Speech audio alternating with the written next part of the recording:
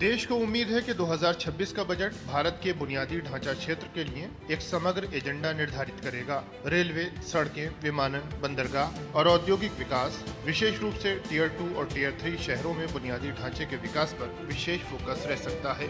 पिछली बार केंद्रीय बजट 2025-26 में बुनियादी ढांचे के लिए 11,21,000 करोड़ रुपए कैपिटल एक्सपेंडिचर का प्रावधान किया गया। साथ ही राज्यों को 1.5 लाख करोड़ रुपए का ब्याज मुक्त ऋण मिला, जिससे केंद्र और राज्य मिलकर विकास करें। बुनियादी ढांचे पर ये प्रमुख फोकस प्रगति, नवाचार को बढ़ावा देने, रोजगार सृजन और नागरिकों के लिए जीवन की गुणवत्ता में सुधार के लिए एक मजबूत नींव रखता है। देश को $4 ट्रिलियन की अर्थव्यवस्था बनाने के लिए बुनियादी ढांचे पर फोकस सरकार की नीतियों में भी स्पष्ट नजर आता है। किसी भी अर्थव्यवस्था में निवेश करने से पहले निवेशक बुनियादी ढांचे के विकास को एक अहम पैमाने के तौर पर देखते हैं। ताज़ा आंकड़ों में बुनियादी ढांचे पर सरकार का कुल खर्च जीडीपी का 3.1% तक पहुंच चुका है।